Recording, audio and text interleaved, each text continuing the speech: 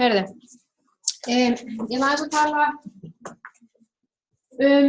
kyngingavanda aldraðra. Áður en að ég tala kyngingarvanda, þá langar mig aðeins að tala það hvað einkennir eðlilega kyngingu og hvað eðlileg kynging er.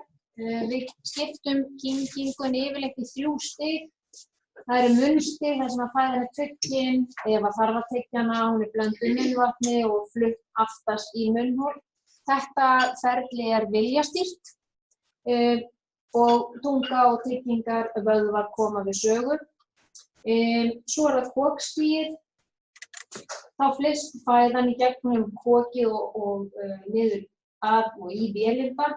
Þetta er ósjálfrátt, þar sem við getum ekki stýrt þessu.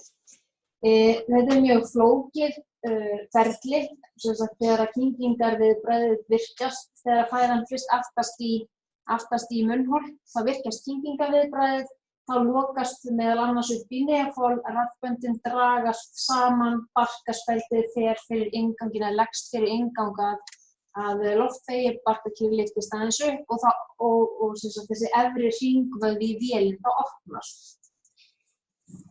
Síðasta stigið er svo vélindastig, þar sem að fæða flyst niður vélinda með bylgjuhreyfingum og þyngdarafli niður í maga.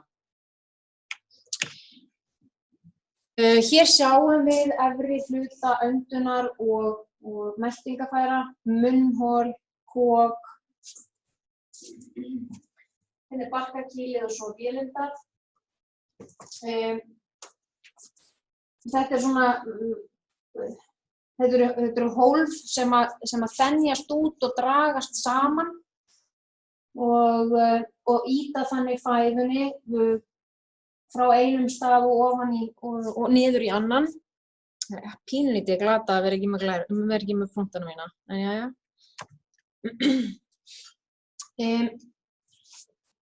Truflun á þessu ferli, sem sagt frá munni og ofan í maga, leiðir til kyngingartregðu. Það er mikilvægt að taka fram að öldruð kynging, það er ekki sama sem merkja á milli aldraðrar kyngingar og kyngingartregðu. En það er samt sem að tala 15% aldraðra glími við kyngingarvandamál eða kyngingartregðu. Getur haft mjög neikvæðar afleiðingar á heilsu og lífsgæði og alvarlegustu afleiðingarnar eru vannæring og ásvelgingarlungnabólga. Það er að segja þegar að matur eða drykkur aspirerast niður í lungu og veldur þar sýkingu.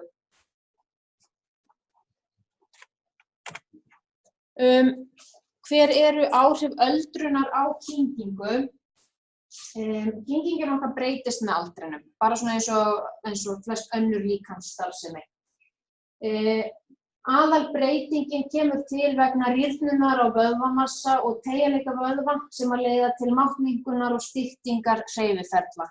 Þannig að þessi samdráttur sem á sér stað í þessum svæðum eins og í munnholi, koki, vélinda, hreyfingarnar verða ekki jafn miklar og þær verða kraftminni.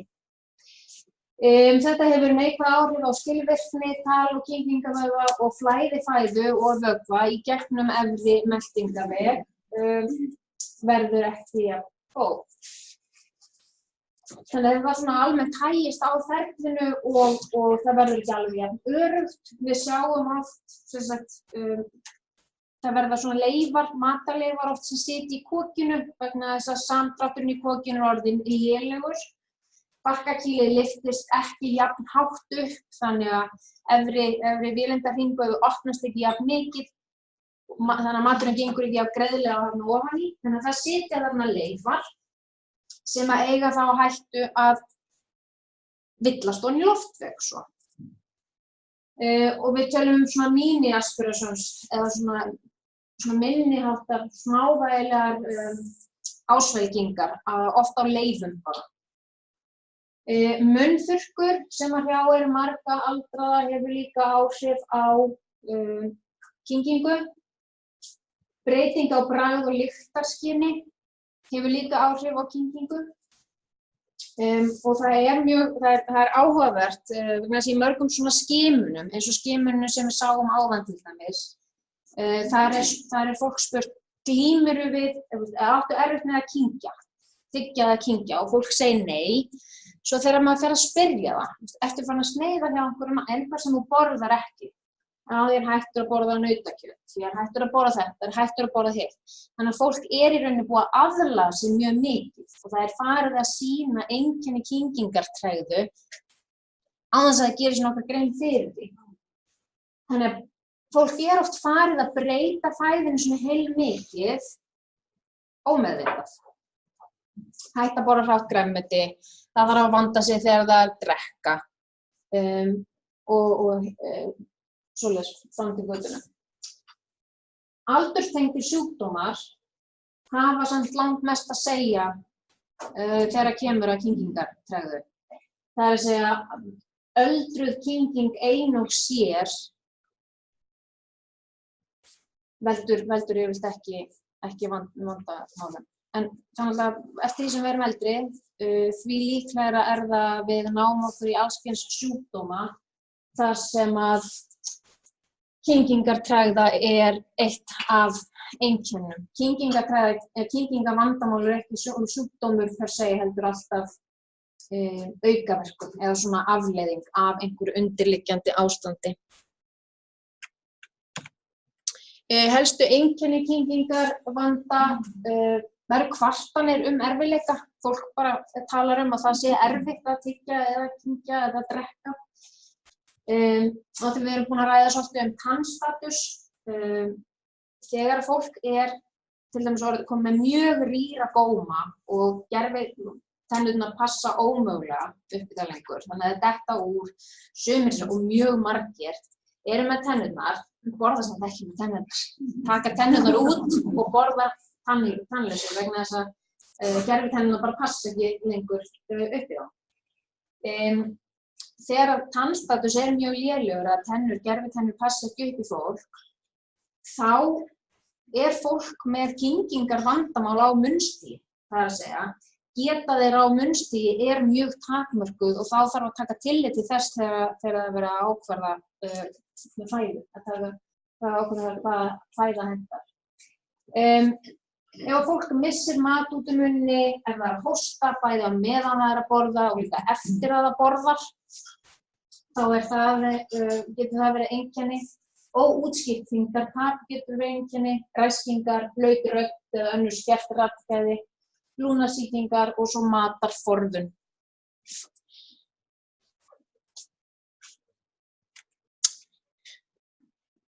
Svona helstu orsakir kyngingarvanda eru taugasjúkdómar, krabbamein, meltingarsjúkdómar, heilablóðfall og heilabilun. Heilablóðfall og heilabilanir eru mjög algengir sjúkdómar hjá öldruðum og heilablóðfall og heilabilun valda líka mjög oft kyngingarerfiðleikum. Það er talið að svona 30 til 65% þeirra sem fá heilablóðfall glími við kyngingarvanda, annaðhvort bara til styttri eða stundum til lengri tíma. Margir fá bata, aðrir eru að glíma við þetta alveg í 6 mánuði eða lengur eftir áfall og afleiðingarnar geta verið lúnabólga, vannæring, þurrkur sem að skila sér í verri langtímabata, lengri dvöl á sjúkrahúsi eða endurhæfingarstofnun og svo er þetta náttúrulega þessi aukni heilbrigðiskostnaður sem að fylgir. Það er nauðsynlegt að skima. Þetta er skimunartæki sem er í notkun á Landspítalanum og er lagt fyrir alla heilablóðssjúklinga til þess að reyna að veiða inn sem sagt þá sem að sýna merki kyngingarvanda. Þannig að þá er hægt að kalla til talmeinafræðing sem að metur og getur þá gefið frekari ráðleggingar breytta fæðu, áferð eða einhvers konar íhlutun.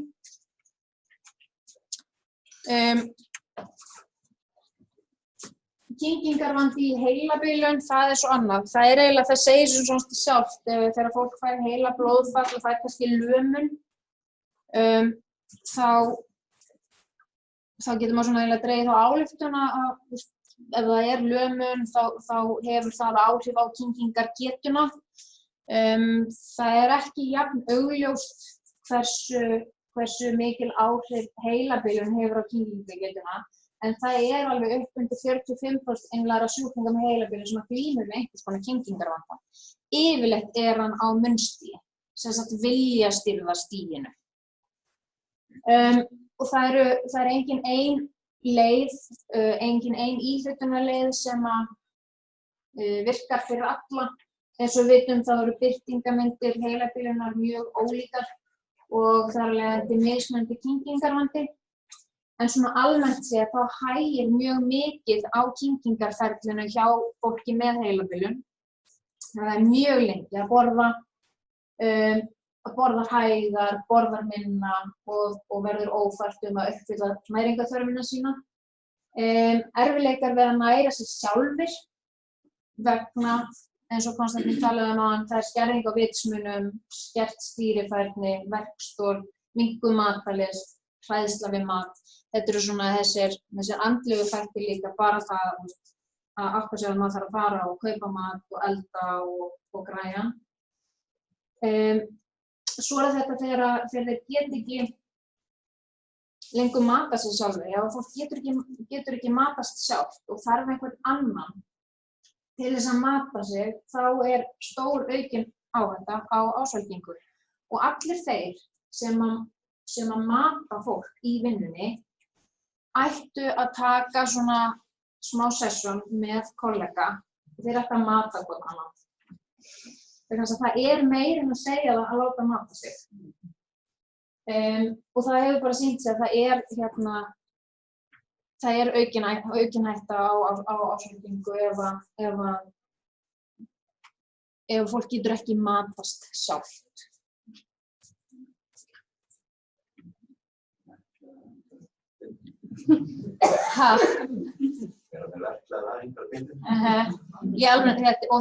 Þetta bara mjög nauðsynlegt. Og það líka gott að hafa þetta í huga að það minni áhættan á ásvelgingu minnkar alveg heilmikið ef að sá sem að matar hefur fengið þjálfun og fræðslu. Þannig að oft þarf ekki rosalega mikið til að gangi betur. Íhlutun vegna kyngingarvanda, það mjög sterkt samband milli kyngingargetu, næringarástands og heilsufars aldraðra og þetta undirstrikar mikilvægi íhlutunar vegna kyngingarvanda. Viðeigandi íhlutun getur bætt kyngingargetu og getur líka haft jákvæð áhrif á næringarástand, dregið úr líkum á ásvelgingar, lungnabólgu og verið fyrirbyggjandi.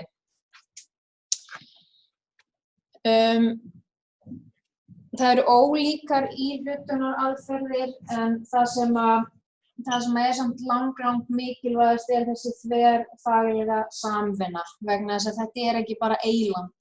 Eins og segir, kyngingar vandamáli yfirleitt, það fylgir einhverju öðru og svo eru þessi sálfélagslegu þættir, þetta líkamlega geta, sálfélagslegu þættir, andlegir þættir. Og það engin ein aðferð sem að dugar fyrir alla.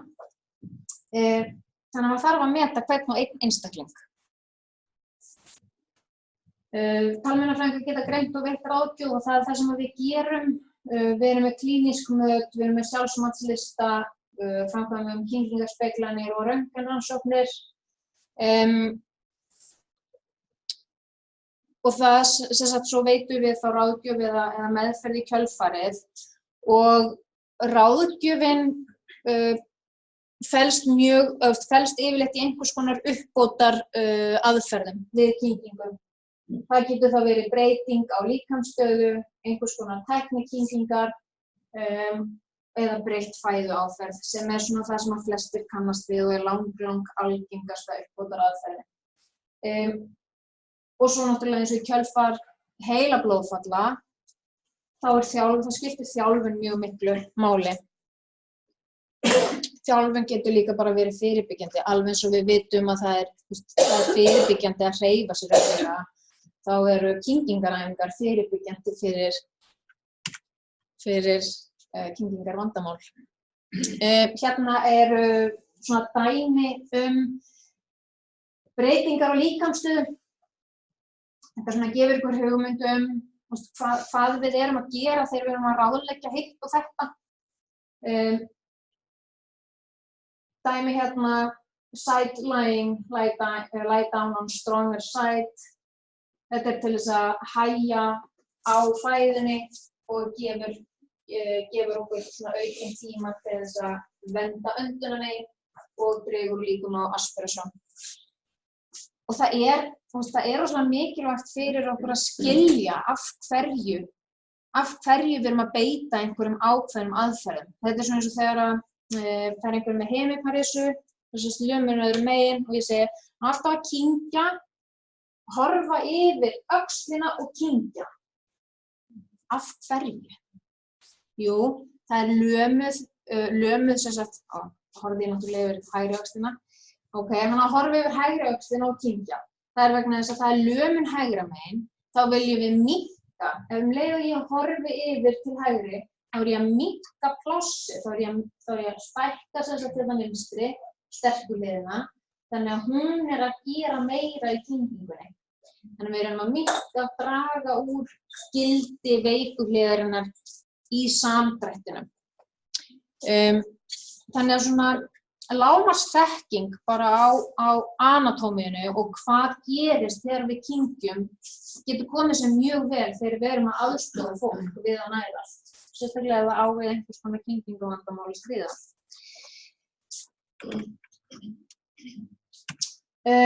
Tæknikyngingar.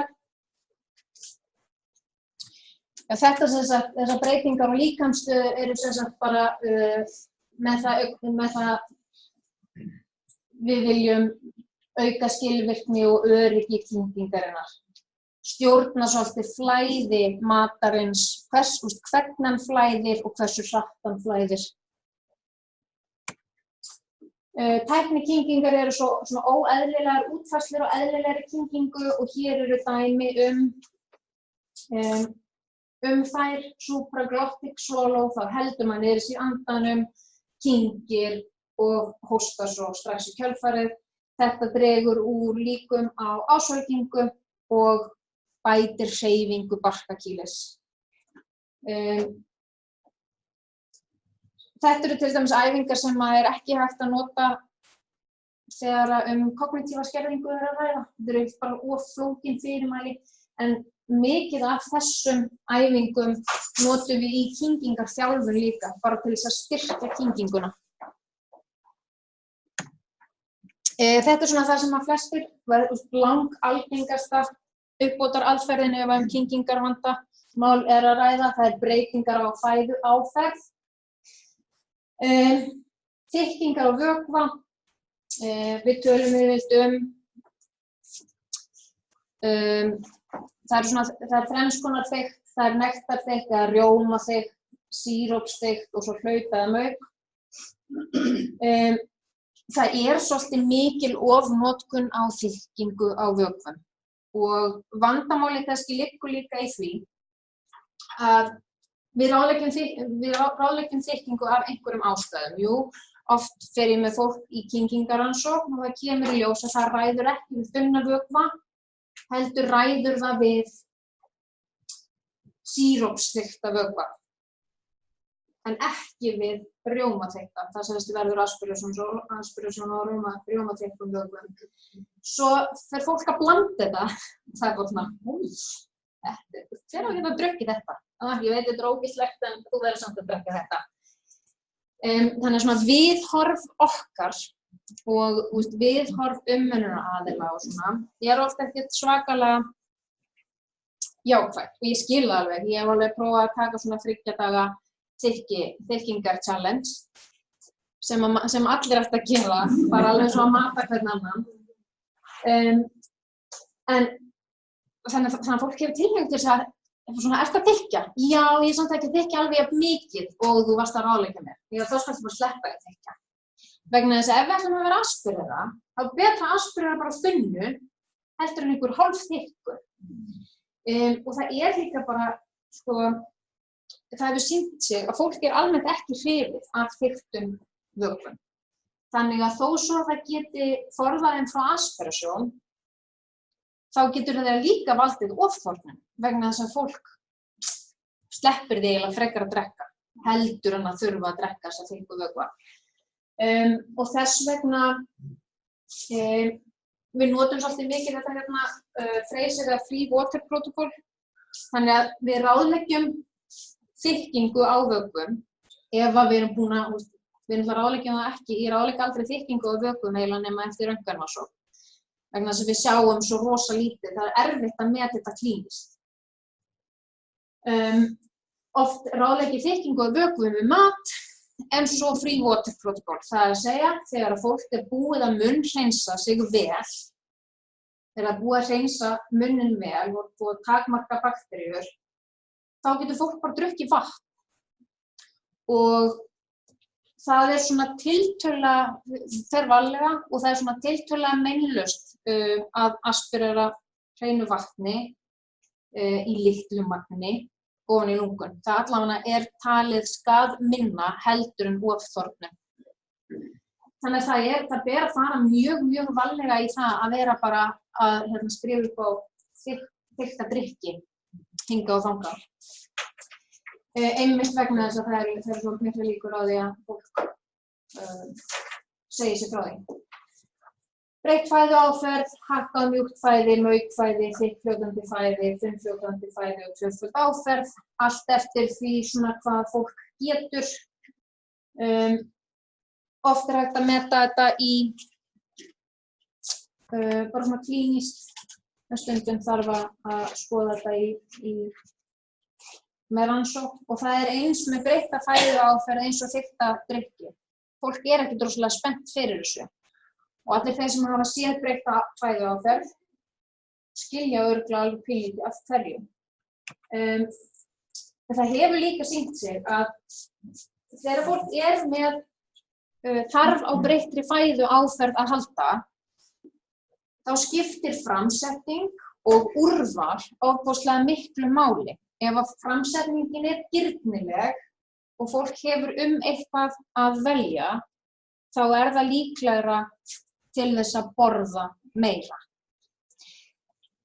Við hittust í morgun og vorum að spjalla saman fyrirlesarar og næringartímið og tölum þetta hérna, þannig ég bætti þessu inn núna áðan. Þetta eru jelly drops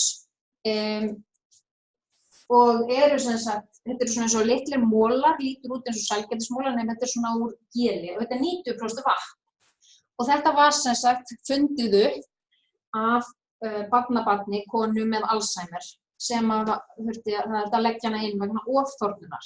Hún var mjög hrifin af því að borða sælgæti. Eins og að búist með hana, það eru margir á öldrunarheimilum sem liggja í nammiskálunum. Þarna bara nær hún að vökva sig, bara með því að hún er bara dýrandi upp í sig vökva. Þannig að það er ýmislegt hægt, en maður þarf alltaf að skoða hvern og einn einstakling sérstaklega. En þið sjáið alveg, það er alveg töluvert mikill munur á þessari framsetningu og þessari þarna. En má ég minna á að sko fyrir löngu síðan þá voru allar þessum fæst saman. Já, einmitt. Og ekki með mynd af því. Nei, ég er ekki með mynd af því. Okkur finnst þetta mjög huggulegt. Já, einmitt. En þetta er, ég held að sé fastus til dæmis flytur inn, held að við sé fastus, frosin kjúkling, til dæmis, sem er mauk, en lítur samt út eins og bringa.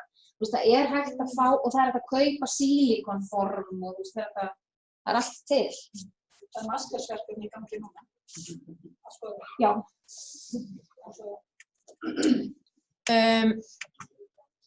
Já. Fleira svo sem er það ekki í bili. Kæra þakkir. Aðeins að missa okkur í tíma, en við áttum upp á leikast náðu tíma, þannig að við stegum á hana.